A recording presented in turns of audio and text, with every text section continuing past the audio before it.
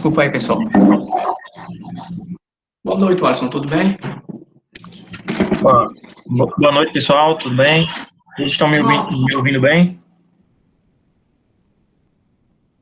Tô sim. Que bom. Então, como o Eduardo fez uma prévia aí na minha apresentação, né? Meu nome é o Alisson, eu trabalho hoje na Nordex Acciona, né? Represento alguns parques, né? A liderança de alguns parques aí, alguns projetos que a gente tem aqui no Rio Grande do Norte. Dentre eles, a gente tem como cliente hoje, a gente tem atendimento o cliente da Voltalha, né? Que é o nosso cliente principal aqui no Rio Grande do Norte. Então, os projetos que a gente tem à frente aqui são exatamente com eles, né?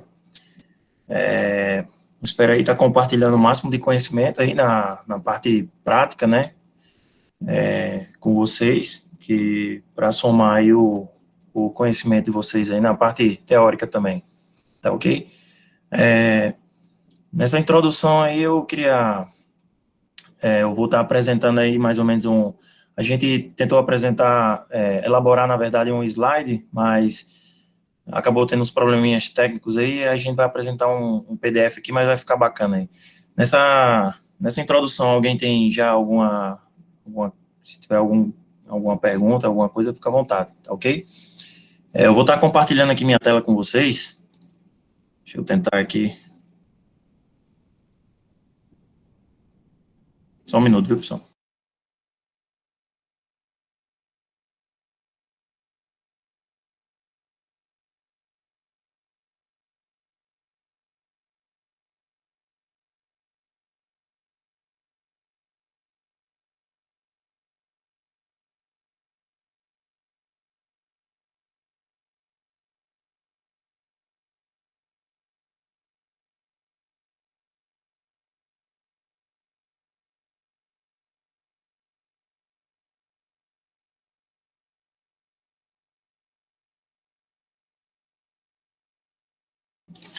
Quando vocês estiverem visualizando, aí me dá um feedback, tá bom?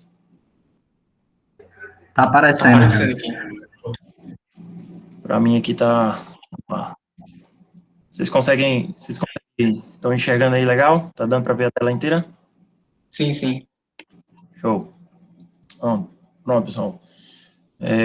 Aqui tem mais ou menos só apenas algumas informações aí sobre o meu cargo, né, que a gente exerce lá na empresa. Falar mais ou menos aqui qual a minha função, né, quais são as diretrizes da minha função. Hoje eu sou responsável por 4 complexos eólicos aqui, como cliente a gente tem a Voltalha, né, são em torno de tem um parque com 2 parques que dão em 64 turbinas, né? Cada um em média 93 megas, né? A potência, a nossa geração de cada parque desse. Então, assim, o nosso efetivo hoje gira em torno de cada parque é pré-estabelecido para o atendimento desses projetos, assim, uma média de 2 técnicos por 10 turbinas. Então, é só você fazer uma média. Eu tenho para um parque de 30 turbinas, que dá em média uma geração de, por exemplo, 93 megas hoje, porque nossa turbina, a potência nominal da nossa turbina é 3 megawatts, né? Então, é uma das turbinas mais potentes aí do mercado. Até recentemente era a mais potente que a gente tinha aqui, né, no mercado brasileiro. Porém, algumas concorrentes já introduziram no mercado aí a concorrência máquinas de 4 mega, e nós também temos a de 4 mega, mas porém ainda não foi introduzida ainda no mercado, aqui nacional, né, mas está prevista aí para os próximos anos, aí a gente já está concorrendo aí com essa magnitude aí de geração. A princípio, será, claro, mediante os leilões que vamos ter, né, para a gente garantir essa introdução no mercado. Mais à frente eu vou falar um pouquinho disso aí, para deixar bem claro aí quais são as perspectivas da empresa. Tá ok? Então eu vou passar aqui para a gente poder dar continuidade aos nossos assuntos. Como eu falei aí, nós quem somos, né? Nós iniciamos aqui no Brasil com nesse ramo, por assim dizer, né, de energias renováveis com a Acciona, né, era inicialmente por volta de 2015, mais ou menos, nós tivemos 2015, 2014, nós tivemos o primeiro parque, né, o primeiro projeto aqui no Brasil. Hoje, a Acciona, ela fundiu com a Nordex, né, a estrutura da Nordex, ela inicialmente era voltada mais a essa parte de infraestrutura, né, construção civil. Hoje, com o ingresso da Nordex, a gente teve essa fusão, e com isso a gente dobrou meio que o nosso mercado, né, que o foco da Nordex é realmente, de fato, energia eólica, né. Então, assim, essa fusão foi mesmo para fortalecer esse vínculo, né, esse segmento que hoje nós temos. Então, hoje não se chama apenas Acciona, né, é Nordex Acciona. Tá ok, pessoal?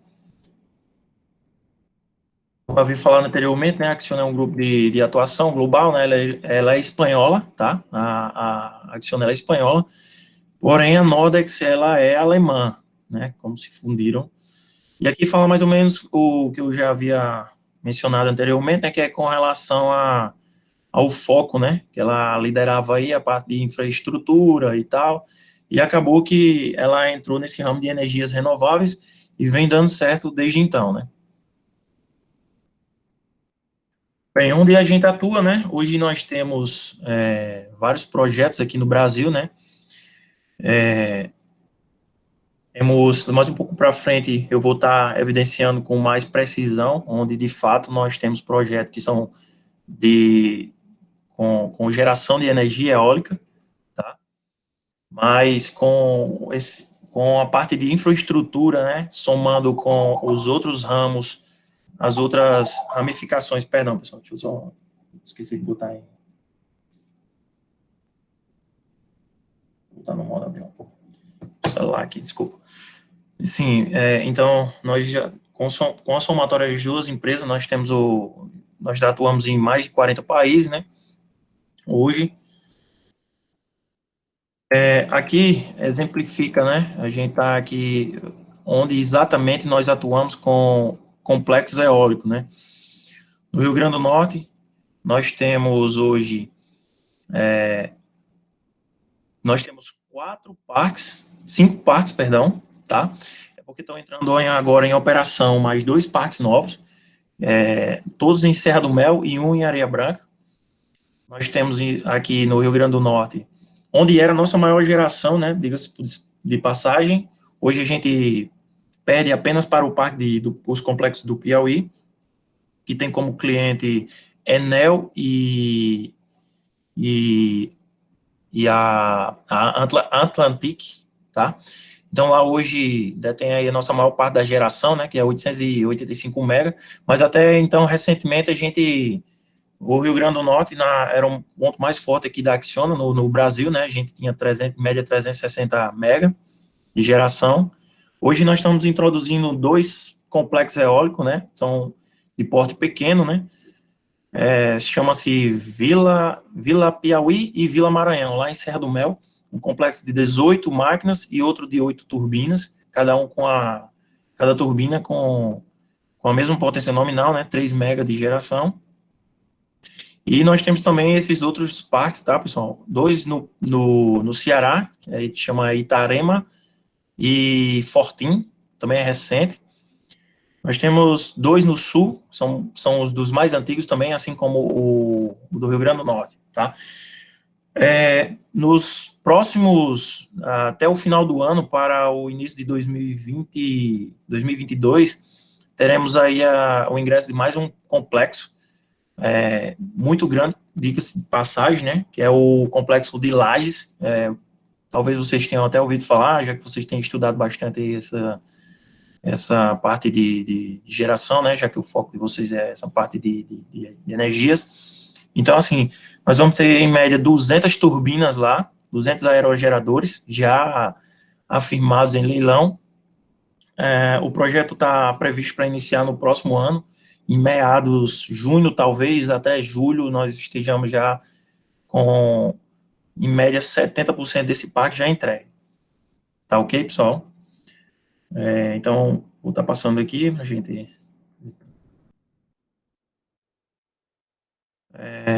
A Acciona já realizou importantes projetos, né, no país, né, atuando em diversos estados.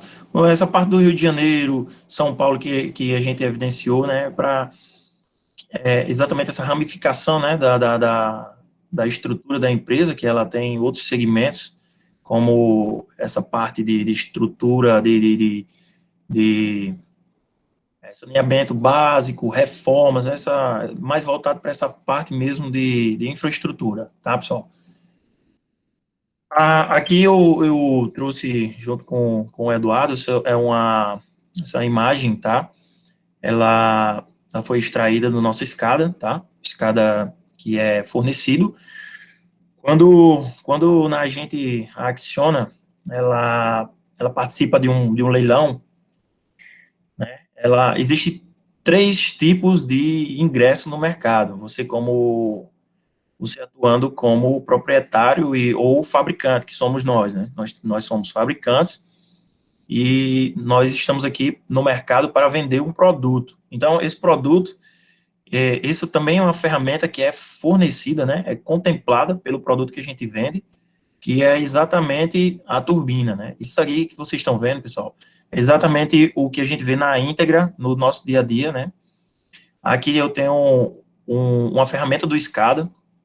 Essa ferramenta, ela visualiza parcialmente, claro, ela é uma ferramenta mais aprofundada, ela tem outras ferramentas, mas essa é a parte simplificada dela, onde você vai verificar, fazer uma análise de leitura com níveis de óleo, temperatura de alguns componentes.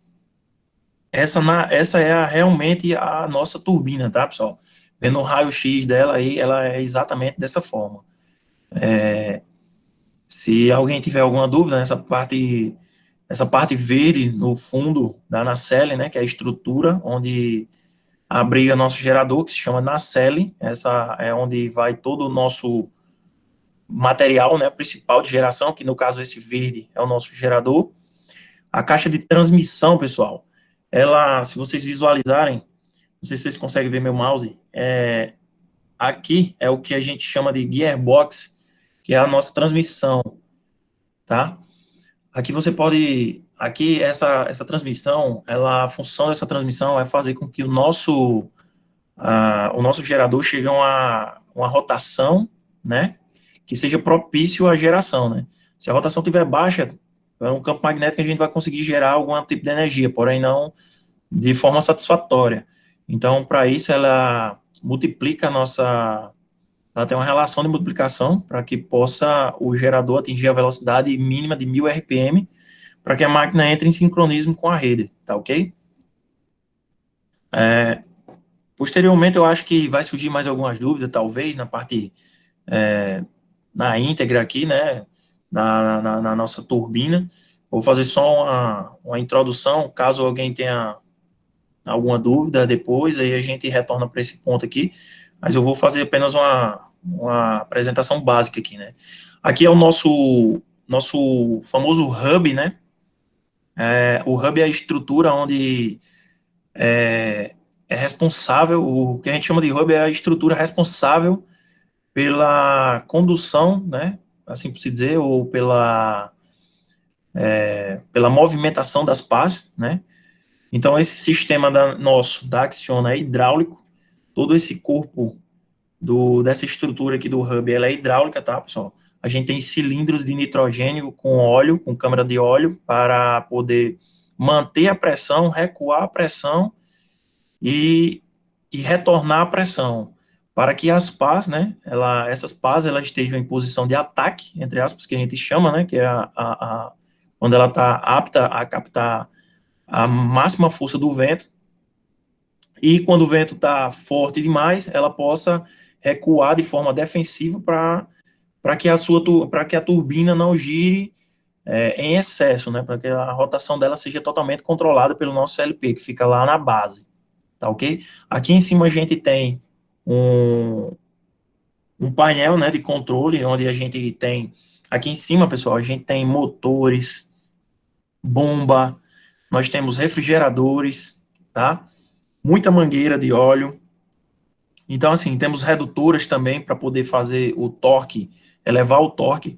Essa nacela, essa estrutura, tá, pessoal? Ela é móvel, tá? E aí ela orienta de acordo com um sensor que nós temos aqui, tá? Que é o anemômetro. Ele faz essa leitura do vento e direção. Ele é responsável por essa leitura e direção do vento. Então, de acordo com o posicionamento, né, onde o CLP faz a leitura, de onde deve ser melhor captado esse vento, ela faz uma orientação com 6 motores, 3 de cada lado. Vocês podem ver, isso aqui é a representação do motor. Eles não ficam tão próximos assim, né, mas como não dava para introduzir na imagem, eu tenho 3 motores com redutores de cada lado para elevar o torque, para ela poder girar a nacelle, né, movimentar, orientar a nacelle para máxima captação de vento possível para geração, tá ok? Então, essa é a base da nossa estrutura, né, da nacelle lá em cima, como funciona o nosso aerogerador lá em cima, tá? Eu vou passar aqui, caso a gente tenha mais alguma dúvida, a gente retorna aqui. Para finalizar, ó, somente eu queria demonstrar aqui, ó, esse é um dos pontos cruciais das nossas leituras, que é efetuada lá em cima, que é exatamente o anemômetro, né, com a posição de onde o vento, qual a orientação que ela deve posicionar a máquina, né, para captação do vento. Então, assim, o anemômetro vai indicar isso aqui, tá ok?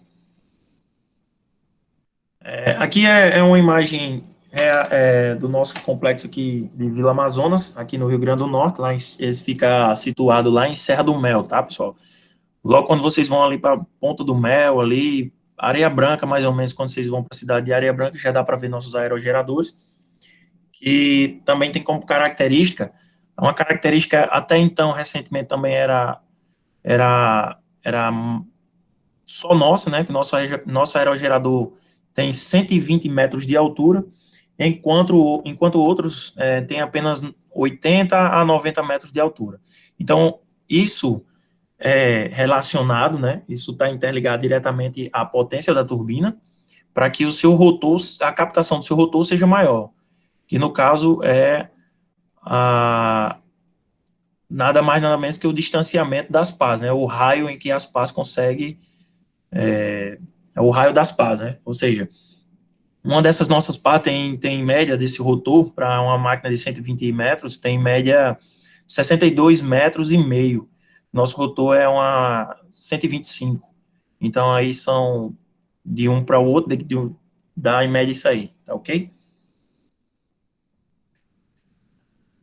Aqui eu vou falar um pouco sobre, na prática, como atua um colaborador, um técnico, né, de OEM, um colaborador Nordex, né, como é nosso dia a dia. Tá? Nossas manutenções consistem basicamente em manutenções corretivas e preventivas, né, programadas.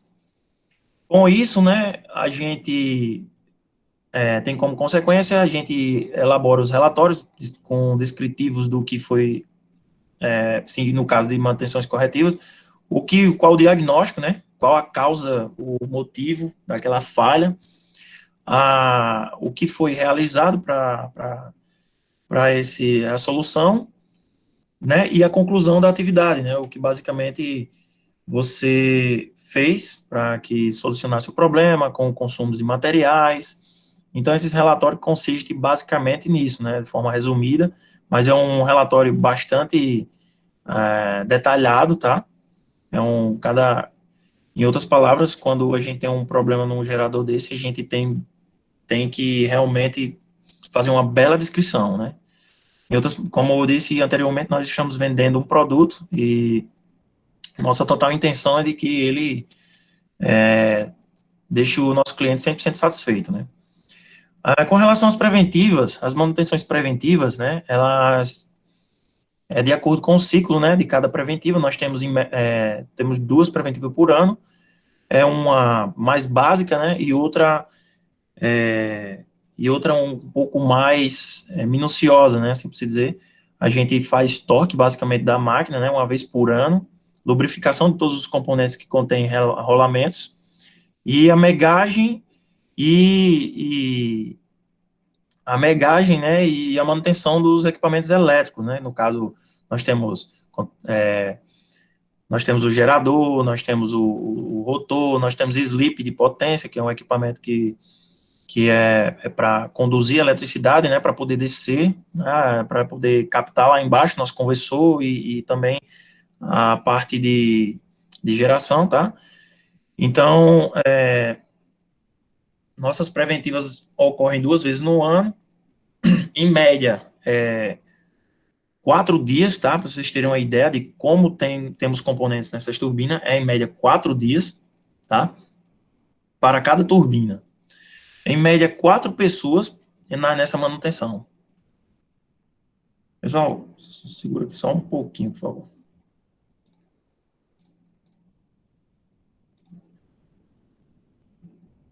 Só um minuto, viu, pessoal?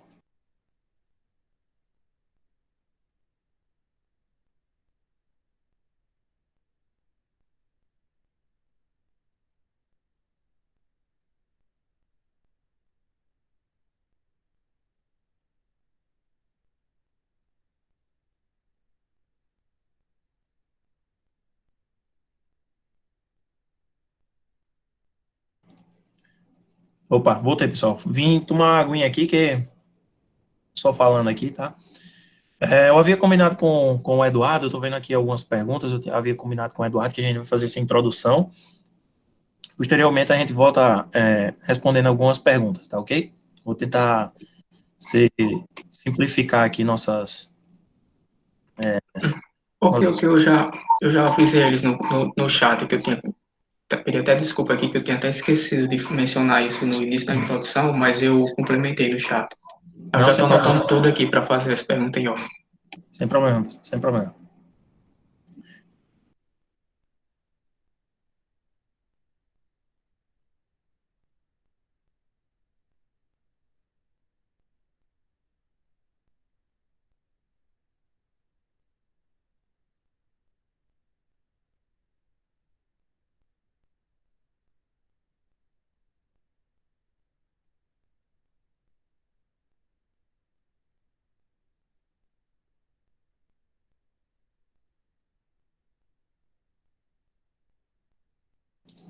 Opa, pessoal, retornei aqui, viu? Deu um probleminha aqui no meu microfone. Vamos lá. Vou retomar aqui nosso... Então, pessoal, outra função, né, primordial aí para nossos técnicos, né, de OEM, é monitorar e operar, né, o SCADA, é onde vocês vão ter, nos casos das manutenções corretivas, principalmente, é onde a gente vai ter uma prévia do qual tipo de falha o aerogerador pode apresentar, elaborando gráficos, né, e acompanhamento de alarmes. Ele tem um HD, onde ele consegue armazenar por volta de 10 a 15 dias, dependendo da quantidade de alarmes, até um mês, se não for muito, tá? Esses alarmes. Então, assim, para todos os efeitos e acompanhamento, esse monitoramento ele é feito pelos nossos técnicos. Então, assim, até mesmo também quando há máquinas paradas. De fato, ele é um supervisório e a nossa sala de técnicos, quando não há manutenções preventivas ou programadas, nós ficamos em alerta, por assim dizer, tá ok? Esse aqui é uma interface do nosso SCADA, tá? Esse aqui é do complexo de Vila Pará, onde eu também sou líder. A gente aqui não teve nenhuma turbina para indicar aqui quando ela está em falha. Porém, vocês estão vendo que cada verdezinho desse em rum é uma turbina. A lateral, mais um pouco para a direita, vocês vão ver a potência ativa dela, a velocidade do vento e a potência reativa que ela está gerando nesse momento. Nesse escada, nós fazemos todo o controle do parque. Mas aqui embaixo, nós temos aqui, ó, o controle ativa do parque. Esse parque está gerando essa quantidade, tá? A orientação média das turbinas fica aqui, né? Porque são todas, então é a orientação média do parque. Aqui, pessoal, é uma máquina que está em RUM, né? Ela está gerando, ou seja, que não dá para ver, mas aqui é a potência dela ativa, né? Mais uma vez. E aqui é uma turbina que encontra-se em manutenção. Quando um técnico vai para a turbina, que chega lá, ele tem que chavear por obrigação e segurança, ele tem que chavear a turbina em manutenção. Por quê? Porque a gente tem um centro de controle que não fica no Brasil, certo? Ele fica no México e no Chile. Sempre que há algum problema de máquina, nós somos reportados para que nós podemos tomar as devidas providências, né? Atuando com a manutenção devida, né, na turbina. Então, para evitar um possível acidente, um desencontro em informações, é por obrigação o técnico chegar na máquina e chavear indicando que tem pessoas atuando nessa turbina nesse momento. Então, ela fica assim. Quando há um problema de corretiva, por exemplo, um vazamento de óleo, uma mangueira, um problema nos nossos conversores, uma dessas máquinas ficará vermelha ou laranja em falha, vermelho em emergência ou laranja, indicando que há uma falha. Nesse primeiro momento, a gente abre essa turbina, né, e verifica o que está apresentando de início, né, qual é o alarme que surgiu. Então, assim, tem inúmeros alarmes, a máquina é toda automatizada, então são muitos alarmes mesmo. Então, vai do mais simples ao mais complexo. Tá ok, pessoal? Aqui é o que eu havia falado anteriormente, né, uma das ferramentas do Scala, quando a gente entra, um técnico, por exemplo, quiser acompanhar se alguma mangueira contém um vazamento, algum grupo hidráulico, algum cilindro, você pode fazer um acompanhamento. Essas ferramentas laterais aqui, você vai estabelecer a data que você quer fazer a leitura, e aqui embaixo você vai escolher, né, não sei se dá para ver, mas aqui eu tenho dos equipamentos mecânicos aos equipamentos elétricos, né. Eu tenho controle de potência ativa, velocidade de vento, rotação, tá? Então, assim, a pressão do grupo, todas as pressões do meu sistema. Então, se eu quiser verificar a velocidade do vento e confrontar essas informações com outra turbina e ver que a média dessa aqui está inferior, eu posso entender que meu anemômetro está com a leitura ineficaz, né? Apesar dele estar funcionando, ele não está lendo de acordo com os outros, né? Então, assim, essa é a nossa ferramenta primordial para um atendimento corretivo, tá? Aqui você tem essas ferramentas, basicamente para isso. Temos algumas que fazem média, outros que elaboram o valor exato, na hora exata que você precisa. Aqui embaixo vocês vão ver que aqui tem o dia, a hora e os minutos. Com você ampliando isso aqui, ele reduz, né, o intervalo que você precisa analisar. Se você quiser uma fração de segundos, ele vai analisar, ele vai ficar mais enxuto, né, entre aspas, para que você possa analisar de acordo com a sua necessidade. Tá ok, pessoal?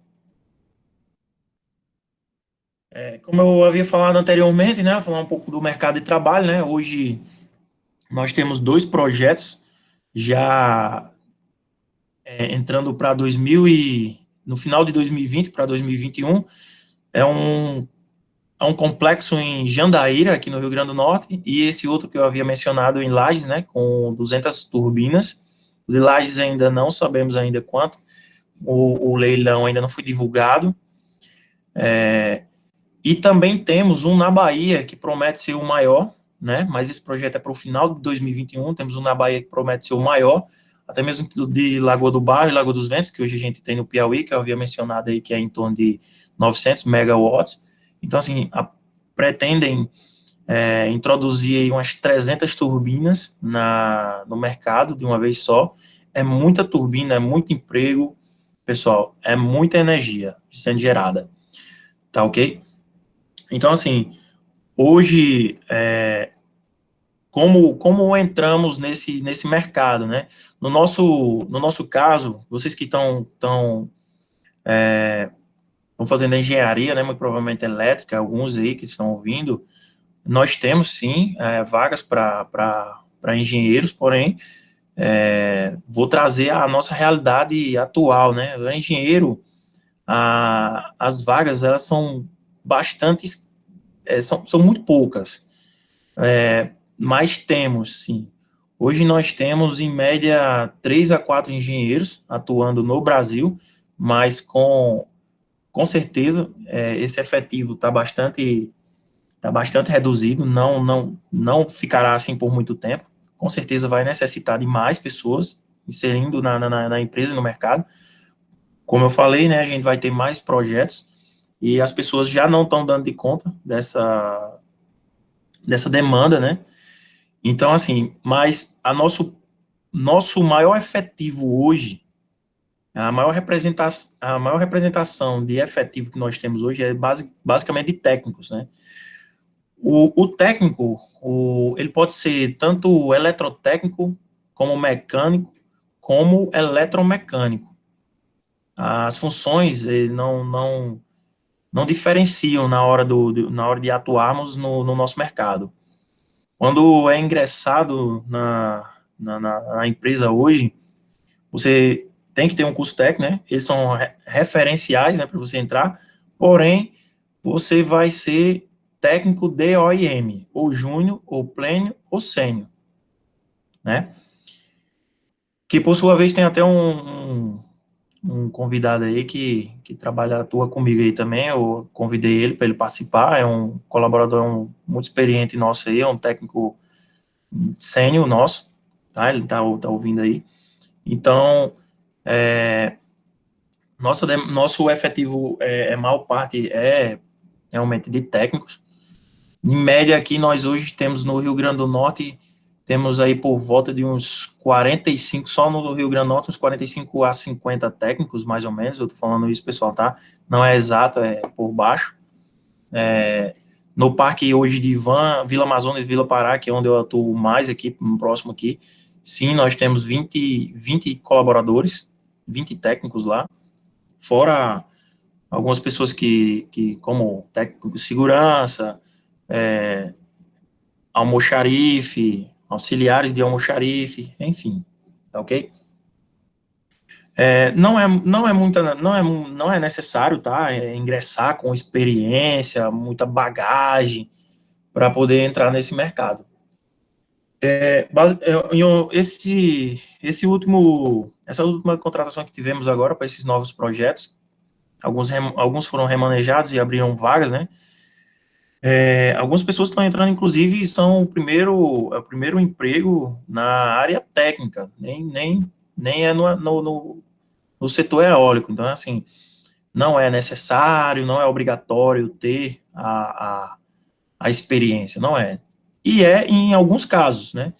Mas em projetos já antigos, que tem, por exemplo, 100 máquinas atuando e já é um parque já velho, assim por se dizer, já tem 6, 7 anos de atuação, então o quadro de funcionários já é bastante experiente, então não há necessidade de você entrar com experiência. Mas um parque, por exemplo, hoje a gente tem um parque de 8 máquinas, né? Então a gente necessita de pessoas já com bagagem para isso, experiência, mas cada caso é um caso, tá? Não é uma regra, ok?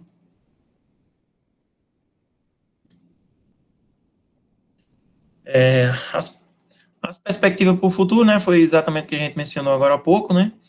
A gente, eu posso até posteriormente, quando forem formalizados, né, os nossos próximos projetos, eu estou com o contato do Eduardo, eu posso até estar transmitindo, compartilhando com ele esse tipo de informação para ele posteriormente dividir e compartilhar aí com vocês, tá ok?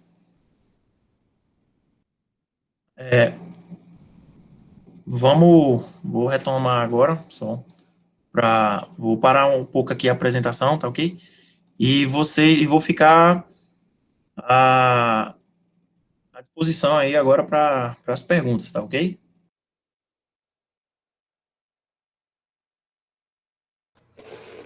Pronto, Alisson.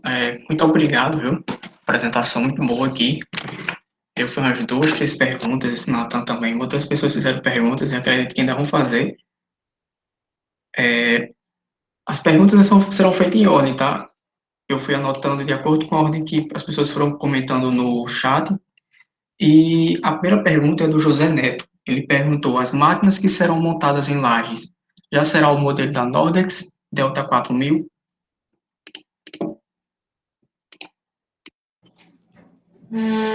Bem, pessoal, provavelmente. Essa pergunta, o Neto fez uma pergunta bem assertiva aí. De fato, essas turbinas vão ser Nordex, sim. Há uma pequena diferença, é uma diferença de estrutura, apesar de ser a mesma empresa, há uma pequena diferença de estrutura e maquinário, equipamentos. Então, assim, a previsão é realmente que seja Nordex. Hoje nós temos mais próximo do Brasil, nós temos a máquina turbina Nordex, né, que é 4 mega, a sua geração, nós temos aqui no Chile. Inclusive, há algumas, como eu posso dizer, provavelmente iremos lá, né, por se dizer, antes que elas cheguem aqui. Então, é feito, a gente a gente reforça o conhecimento do técnico, né, a gente investe, né, no conhecimento dos técnicos, dos especialistas, né, que são compostos nossos times, né, além dos técnicos, temos também os especialistas. Então, assim, a empresa vai provavelmente fazer um treinamento, um acompanhamento dessas turbinas que ainda não estão no Brasil, para que quando cheguem aqui a gente já se familiarize com ela, né, já entenda um pouco dela, tá ok? Então, muito provavelmente será ela.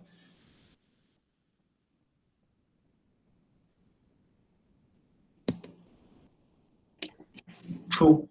O Nathan ele fez uma outra pergunta relacionada ao sistema do SCADA, que ele falou que tem formado diversas temperaturas, e ele queria saber qual a temperatura mínima que o sistema do SCADA já dá um alerta.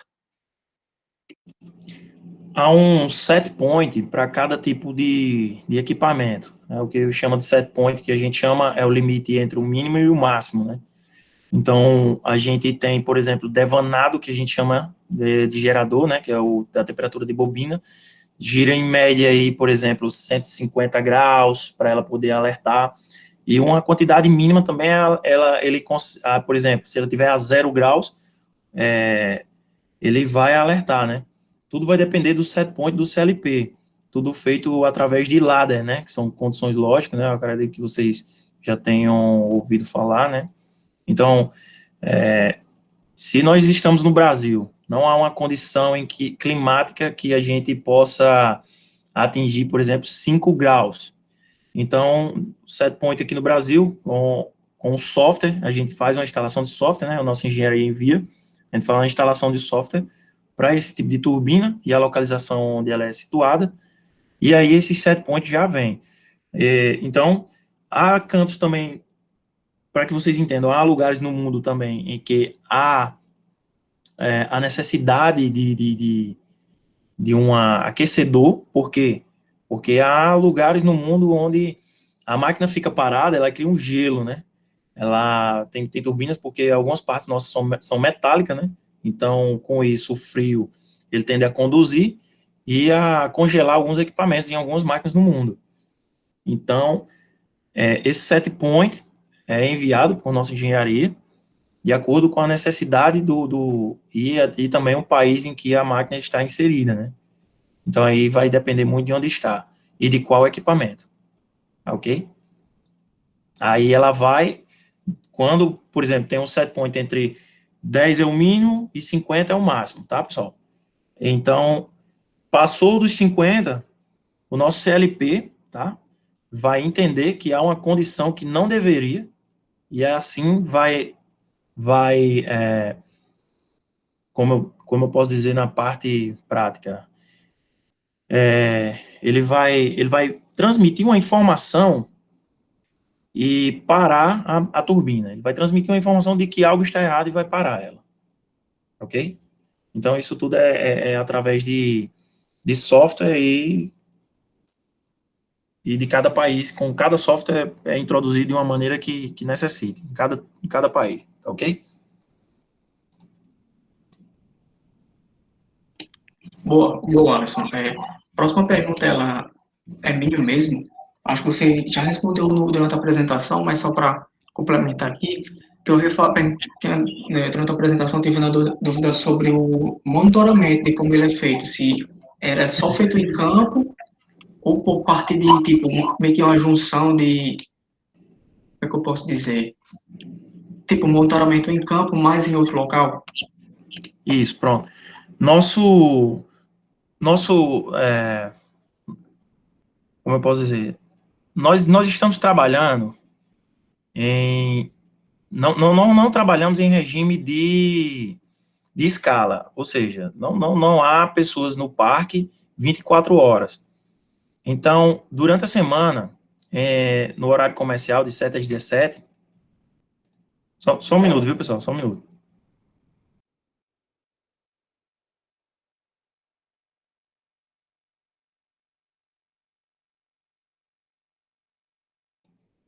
Sempre uma aguinha aqui, viu, pessoal? Desculpa aí, porque tô falando já faz uns 40 minutos.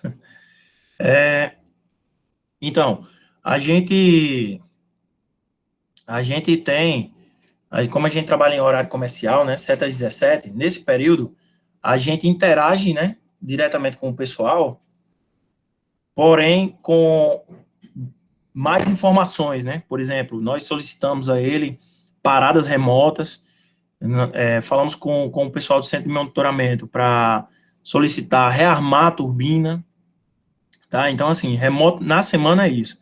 Porém, nós trabalhamos, o monitoramento é 24 horas, após as 17, eles estão monitorando. Há turbinas que entram em falha, que são falhas autorresetáveis e resetáveis.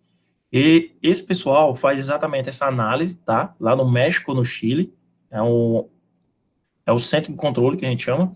O pessoal do centro de controle faz essa prévia, uma análise, e após essa avaliação, eles vão chegar à conclusão se podem partir a máquina à distância, né? Se pode retornar a máquina à operação à distância ou não.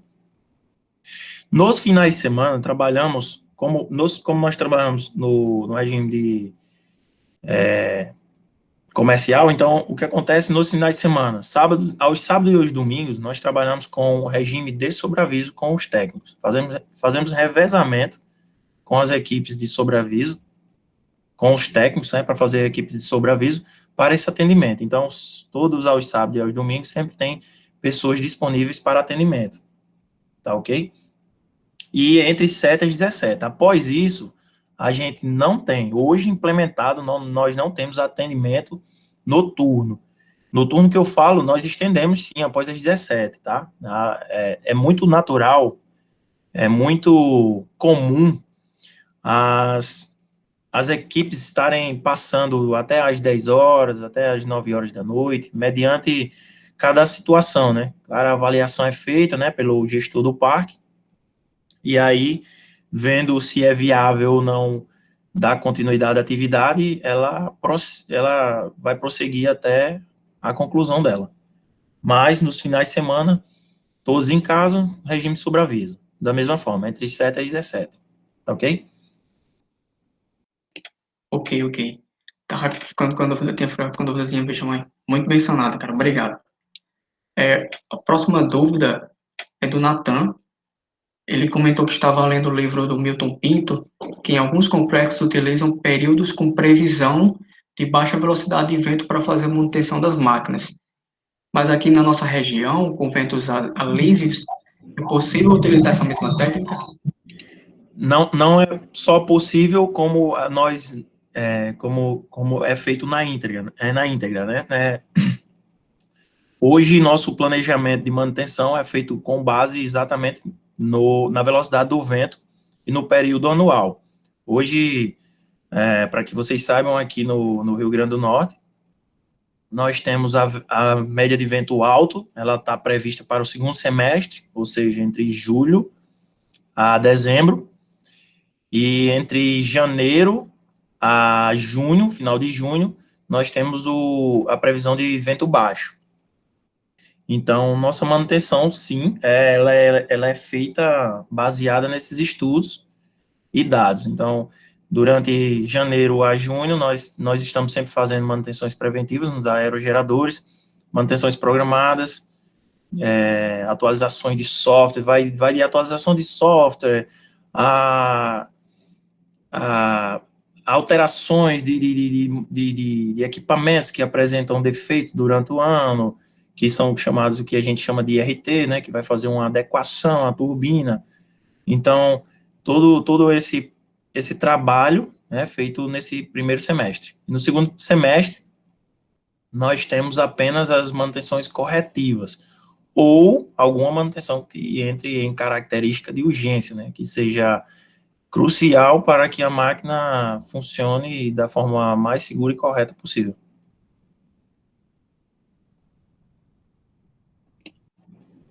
Show. Acredito que muito bem explicado. Acredito que o Nathan também, são uma dúvida do Nathan. Quando eu li a pergunta dele, eu fiquei bastante interessado. Para mim, sanou muito bem aqui. É, próxima dúvida é do Henrique. Ele perguntou, Alisson, quanto às análises, se são realizadas análises preditivas nos equipamentos, tipo termografia, análise de vibração e análise de óleo, entre outros.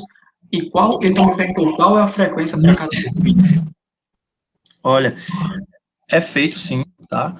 É feito essas manutenções preditivas, né? São feitas baseadas nas análises que a gente faz no primeiro semestre, né?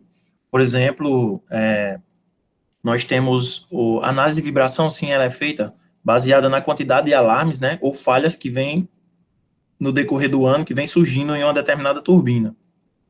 Então, por exemplo, eu tenho a turbina X, ela entre janeiro de janeiro a dezembro de um ano X, ela apresentou um número elevado, né, dessa falha, o que não é comum. Então, como uma forma de acompanhamento, se há um quadro evolutivo, né, dessa falha, é feito esse acompanhamento a gente elabora, tem um equipamento que a gente chama de CMS, ele faz uma coleta de dados, tá? É um equipamento extremamente sofisticado, ele coleta todo tipo de vibração. Temos em torno de 8 a 9 sensores que são introduzidos eles são instalados e nos pontos principais de vibração da turbina, que no caso em alguns pontos são rolamentos, né? Então, esses sensores são instalados, ele passa um tempo acompanhando, tá? E, posteriormente, a gente faz essa coleta e envia para a nossa engenharia, que não fica aqui no Brasil, fica na Espanha. Eles fazem a análise, né? Eles têm para um possível diagnóstico, né? Uma peça para substituir o que está causando aquela possível vibração, tá? Então, assim, a gente tem uma manutenção preditiva, a gente faz análise de óleo todo ano, para ver a integridade, né, e a vida útil daquele óleo, se há contaminação naquele óleo. Então, a gente tem uma empresa que faz esse tipo, presta esse tipo de serviço para a gente envia essas análises, eles retornam com as medidas. Isso é feito, tá, durante o primeiro semestre. Quando conclui, a gente já retorna com o segundo semestre, né, que é evento alto, a gente já entra com aquela análise, né, para saber se de fato nós temos que agir nessa turbina com essa manutenção corretiva de imediato, se é controlado esse risco ou se é um risco imediato, né, se pode gerar algum tipo de dano ou grave ou para a turbina. Então, assim, é feito também essa análise de óleo. É feito também anualmente um acompanhamento interno de alguns equipamentos com empresas que são especializadas nesse tipo de trabalho, né? Por exemplo, nós temos as multiplicadoras, né, que são as gearbox. Nós fazemos um tipo de boroscopia nessas turbinas. Essas boroscopias, elas fazem uma análise minuciosa do equipamento uma vez por ano. Então, assim, essas são as manutenções preditivas que nós temos, e dentre outras nós temos também, mas são realizadas sim, viu?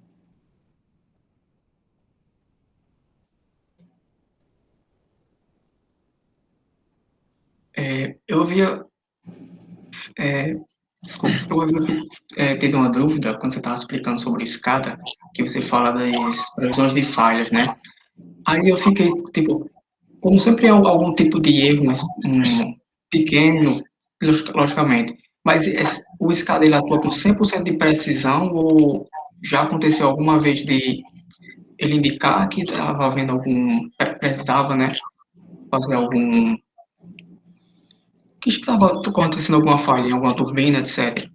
E quando for ao campo não precisou. Sim, sim, é comum, mas não a falha em si do escada, tá? Por exemplo, ocorre bastante na, na parte física, né, no componente em si, quando você precisa verificar, testar o componente, e às vezes você vê que é apenas um sinal de confirmação, né, um sinal digital de confirmação, que o CLP precisa receber esse sinal de confirmação, né, e às vezes um equipamento físico, né, como um contactor, um contato auxiliar, ele tá com um mau contato em virtude de algum, por exemplo, folgado no contato, ou então até mesmo o próprio equipamento veio a danificar, né, sua vida útil chegou ao fim, e aí o CLP vai identificar que há uma falha, há um sinal digital que não chegou, uma confirmação de um equipamento que deveria estar funcionando e não está funcionando naquele momento. Com isso, o SCADA, ele vai alertar, ele vai fazer o papel dele, ele nunca erra. O que a gente pode, de fato, encontrar é, na parte física, uma condição que gerou aquela falha de forma errônea, né? Então, assim, enganado, assim por se dizer, né? Não deveria ter enviado, mas enviou porque fisicamente, de fato, há um problema.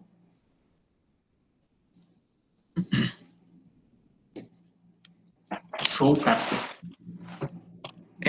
Pessoal, para não passar muito do horário, nós estaríamos caminhando para a sétima pergunta, ainda faltam depois da sétima, as três perguntas. Mas e ainda tem outras perguntas aqui que fizeram depois, mas acho que ela não fica muito depois, tipo, não ficar muito prolongado, tanto para a gente quanto para o Alisson mesmo. Eu quero agradecer bastante por ter desempenhado esse papel importantíssimo que foi a apresentação dele aqui hoje, e desempenhado muito, muito, muito bem. Agradeço bastante. Eu vou realizar só mais uma pergunta, tá? Peço desculpas aí.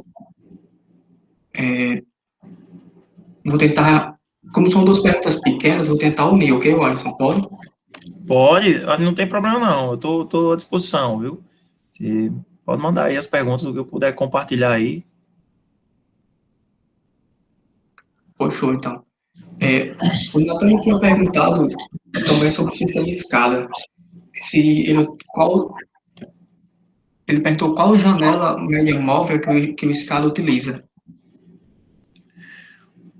Pode repetir qual janela de quê?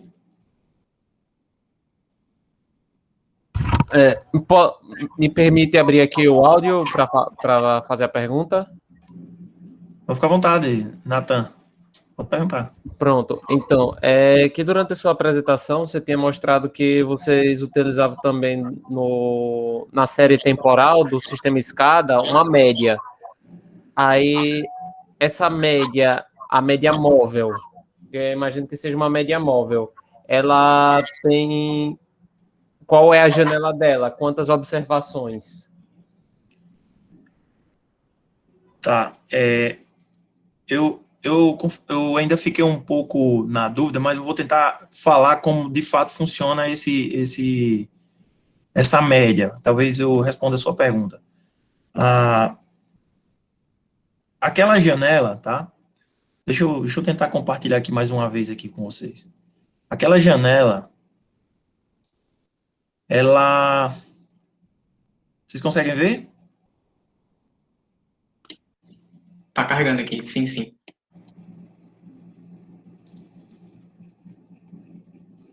Pronto. Pronto. Aqui, pessoal, ó, vocês vão ver que aqui, de fato, são todas as informações do complexo inteiro, né? Essas informações, elas são enviadas para para um tipo de supervisório, né? É um computador central, em outras palavras, tá? Eu estou trazendo aqui na prática, não se apeguem ao termo técnico. Elas são enviadas para ele, e esse computador, tá? É um computador até, não é um computador desse convencional nosso, um notebook ou um desktop. Ele é um computador bastante diferente, é um HD gigante, e dentre ele tem as chegadas de comunicações individuais de cada turbina. Ele faz um compilado dessas informações e envia toda essa média do parque e as informações para o SCADA. Ele basicamente é o SCADA. O que a gente vê aí é uma interface, tá? Isso que vocês estão vendo é uma interface, é um IHM do próprio supervisório, né? Então, assim, essas informações são enviadas para ele, e ele é quem faz esse controle, tá? Cada parque tem o seu. Para comunicação, tem vários módulos. Eu poderia ter até... Eu não me lembrei de ter batido uma foto deles. Eu também tenho até alguns equipamentos que eu não posso estar compartilhando, né, devido ao sigilo da empresa, mas basicamente, na prática, funciona dessa forma. Deu para entender mais ou menos aí, Nathan? Deu sim, muito obrigado.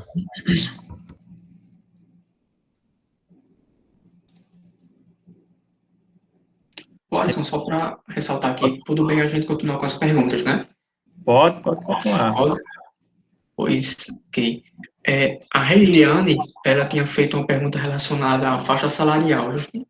É a mesma pergunta até que o Antônio fez, em relação a qual uma base de faixa salarial que os técnicos, os líderes e os engenheiros recebem na empresa. Essa é uma informação, até mesmo, assim, o que eu posso falar é uma média inicial do mercado, né, que nós temos, né, dentre a Acciona e as demais empresas. Mas como eu posso dizer, até mesmo em outras palavras, é sigiloso, né, mas no mercado, para ingressar no mercado, ele em média, para um técnico júnior, em média, R$3.000, mais 30% de ajuda de custo, né? Dependendo das empresas, vai ter alguns outros benefícios, né, que são características de cada uma. Então, assim, por exemplo, a nossa empresa, ela ainda favorece o colaborador se você for de fora, né, se você não for atuar se você for atuar na empresa em outra cidade, que não é a sua, né, de moradia, você recebe um auxílio para isso, né, para poder ainda morar fora. Esse auxílio gira em torno de R$1.000, 1.000 e alguma coisa, R$900. Então, assim, essa é a base inicial, mas as outras a gente não pode, por uma questão até ética mesmo, a gente não pode estar compartilhando, né, assim. Mas essa é a média inicial do mercado, tá, pessoal? Mas um técnico, eu vou até mencionar do técnico, né, a faixa salarial de um técnico júnior e de um técnico sênior, né, que é o nosso técnico nível 3, gira em média entre 3 a R$5.000, mais os adicionais, que são os 30% e outras coisas. Muito obrigado, Alisson. Peço até desculpas aí, pelo jargão da questão mesmo, entendeu? Quando eu li a pergunta, eu já fiquei, será que vai poder ou não vai poder falar? Aí só que eu quis respeitar quem fez a pergunta e fazer, tá? Não, sem problema. A gente pode compartilhar de forma... não posso compartilhar de forma exata, né? Mas o que eu estou falando é o que, pela experiência do mercado que eu tenho, né? Dentre outros colegas, conhecimento na área, tá? Não são valores exatos, né? Então, a gente está falando aqui de uma média, uma base de todas as outras empresas, inclusive, tá? Nesse mercado, tá? Não estamos falando só propriamente da Nordex, Acciona, tá ok? Ok, obrigado. Já está encerrando aqui as perguntas, vamos para a pergunta do Nathan. Ele perguntou se, fora a empresa, se existe uma dimensão de quantos profissionais são empregados nas empresas terceirizadas. Tem, porém, o service, né, que a gente chama de OEM, que é quando nós recebemos as turbinas, quando a turbina está em plena geração para a usina eólica, né, no caso é nosso cliente, vai depender da nossa demanda, né, então, assim, nós não temos terceirizados no decorrer do ano inteiro, então, assim, a gente depende muito da demanda que necessita, aí sim a gente vai solicitar as terceiros. Mas a gente tem várias terceirizadas que atuam em diversos setores da gente, né? Como reparos de pás, a gente tem algumas empresas que são especializadas em rapel, fazem atividades de laminação de pá, né? Aquele reparo preventivo, inspeções. A gente também tem as pessoas que tem várias outras empresas, tem em média aí umas 4 empresas que apoiam a gente na ausência de colaboradores. A nossa empresa, alguns técnicos, né, quase sempre estão viajando para prestar um tipo de apoio em outros projetos. Então, assim, aí para compor o time, muitas vezes, né, o efetivo está desfalcado, e para compor o time a gente faz uma solicitação de terceiros, que é de OEM, né, que são outros técnicos, porém não é a Acciona, né, por exemplo, nós temos empresas chamadas Ventes, 4U, temos várias empresas aí que prestam esse tipo de serviço, mas depende da demanda, né, necessidade, tá, mas elas não acompanham a gente o ano inteiro. Porém, na construção, tem muita terceirizada, tá, pessoal? Na construção, inclusive, tem mais terceirizado do que propriamente funcionário Acciona. Então, na construção, há muito terceirizado. Okay? Mas quando fica no service, basicamente fica só o pessoal da Nordex mesmo. Da hora, da hora. Acredito que foi sanada a dúvida. Próxima dúvida aqui bastante interessante, Alisson, que é do João Vitor. Ele perguntou que, acredito já até no início da apresentação, pelo fato da Nordex e Acciona estar presente em mais de 40 países, existe a perspectiva de trabalhar em outro país? Existe. O ano passado, por 2 vezes, eu fui convidado aí a um projeto no México, um projeto chamado Ventica, que fica vizinho ali à fronteira dos Estados Unidos. Tivemos colaboradores também que foram para a África do Sul, né? Temos agora a possibilidade, né, a mais próxima, né, de ir agora no Chile, para a gente fazer algum tipo de treinamento. Temos também colaboradores que se mudaram para a Espanha, porém em setores específicos, né, que é de paz. O pessoal nós temos engenheiro especializado, né, em análise de paz, de blades, né, que a gente chama. Então, ele foi para a Espanha, ele hoje atua diretamente na Espanha, responde diretamente aos coordenadores da Espanha e nos presta um serviço de lá, um apoio de lá para o pessoal que ficou responsável aqui pelo Brasil, né? Então, a gente tem responsável tanto no exterior, que reporta, né? Essa pessoa que está no exterior, aqui no Brasil, reporta para uma pessoa que às vezes está no exterior, e aí vem descendo o up-down, né, que aí vem lá de cima e vem descendo, e as informações vêm, as orientações, assim como todo. Mas existe sim essa possibilidade. São casos bastante raros, tá?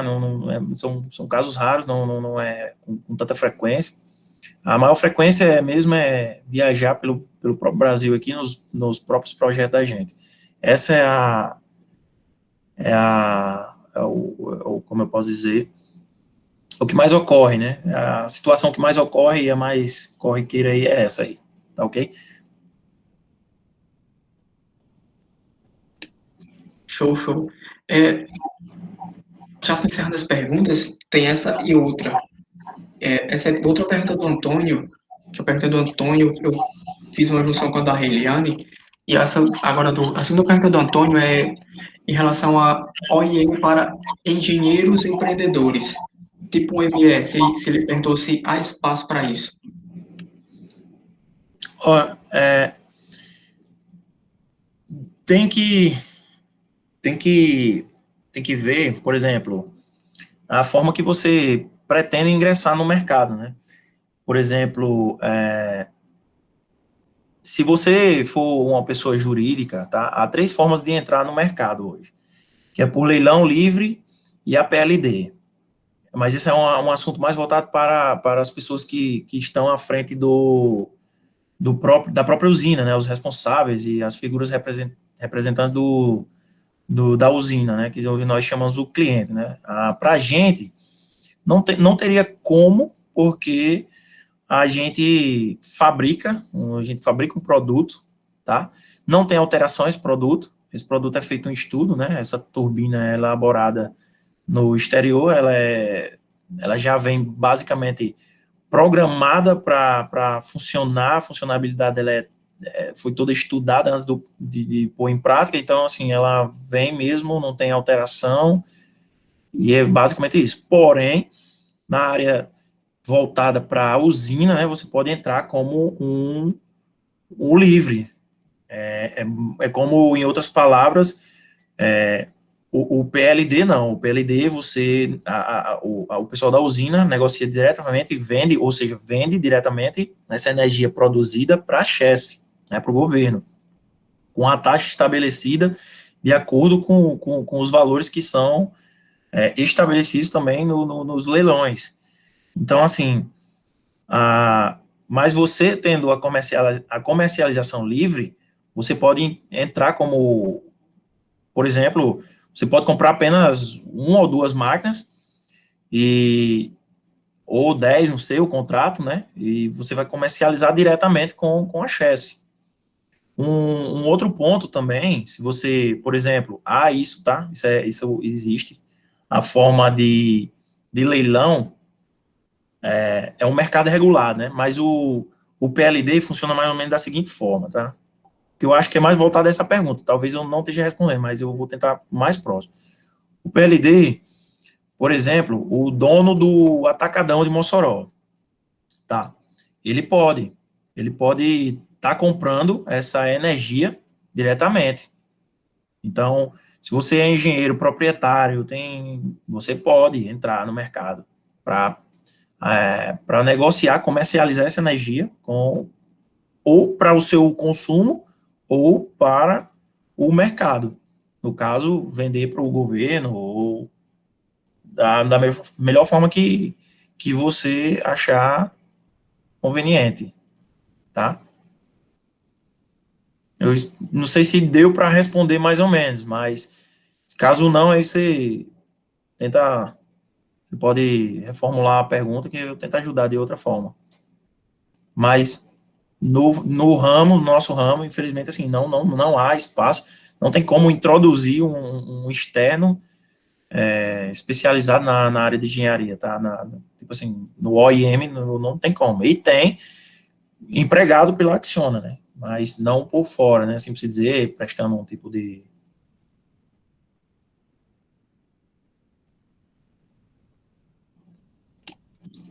Acredito que foi sanada assim a dúvida. Qualquer coisa, se não tiver, Antônio. Ok, pronto, ele disse que respondeu sim a dúvida dele. Obrigado, Antônio. Encerrando as perguntas, com a pergunta do Ayrton, que até similar com algo que o Alisson já comunicou antes, mas fazendo também essa pergunta para dar complemento à apresentação, o Ayrton ele tem uma pergunta em relação ao projeto aqui no Rio Grande do Norte, se tem alguma região nova com potência de instalação de um parque eólico. A gente, ao que eu entendi, né, se temos perspectiva, né, de instalação, né? Se sim, eu acho que deu uma cortadinha aqui, mas se sim, nós temos sim, né? Como eu havia mencionado anteriormente, temos Vila Piauí está em construção nesse exato momento, né? Fica aqui próximo, nas proximidades de Serra do Mel. É um complexo pequeno, né? São apenas 8 turbinas. Mas nós temos Jandaíra também, aqui para o Rio Grande do Norte, que está previsto para já iniciar a montagem agora, mais ou menos meados aí de setembro, né? Pretendemos concluir no início de 2022. E temos também os projetos de lajes, né? Como eu havia mencionado aí um pouco mais cedo aí, a gente vai ter esse projeto de lajes, né? Com em torno de 200 turbinas. No Rio Grande do Norte, até o momento, são essas turbinas. Mas no Brasil nós temos, né? Como eu falei, temos temos uma ampliação. Temos também uma possível ampliação em São Fernando, tá? Que fica ali em São Bento do Norte. Mas ainda não está certo. E na Bahia, nós temos, fora do Rio Grande do Norte, nós temos o projeto da Bahia, né, previsto aí para final de 2022.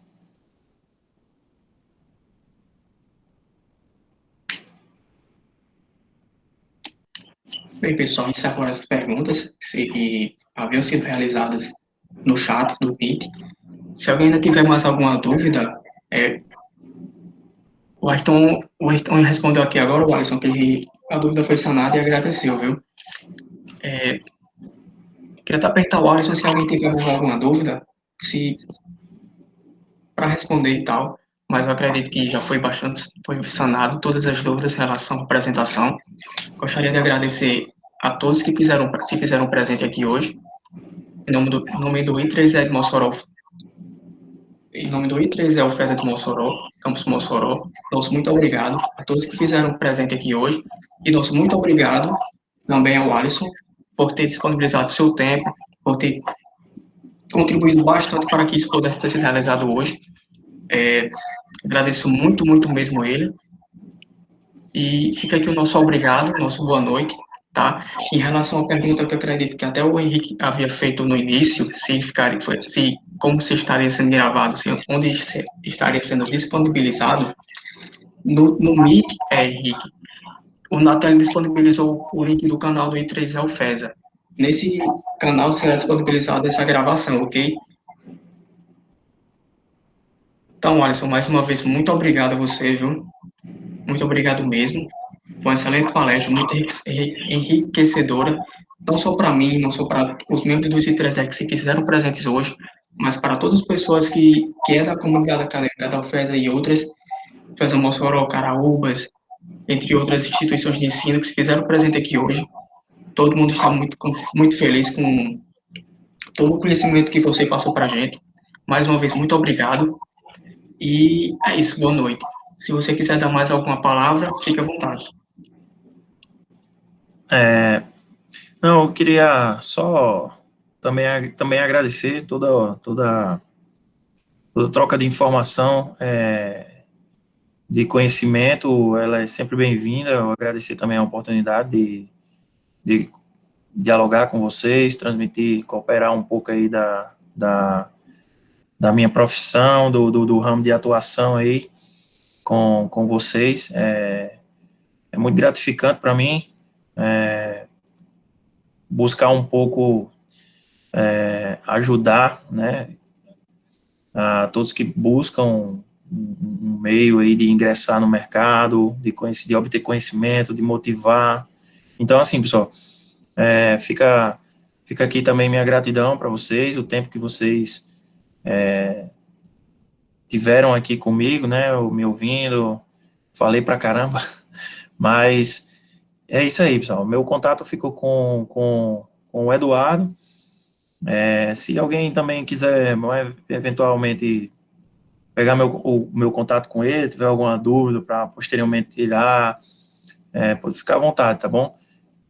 Só mesmo agradecer aí mais uma vez a oportunidade aí que foi me dada aí. Espero também ter atingido os objetivos de vocês, né? Espero estar à altura aí para poder dialogar e orientá-los aí até mesmo iluminar aí o que havia obscuro aí, o que vocês haviam de dúvida, tá bom?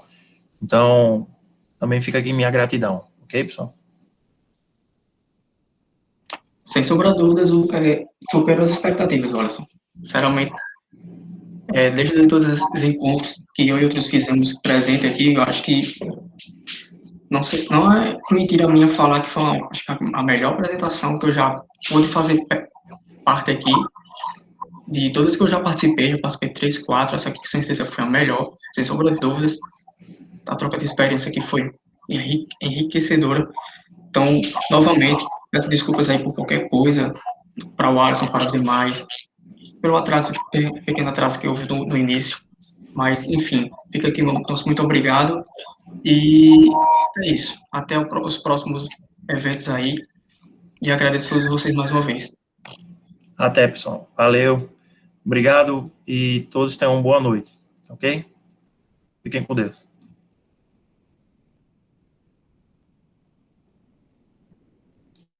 Valeu, Alisson. Boa noite.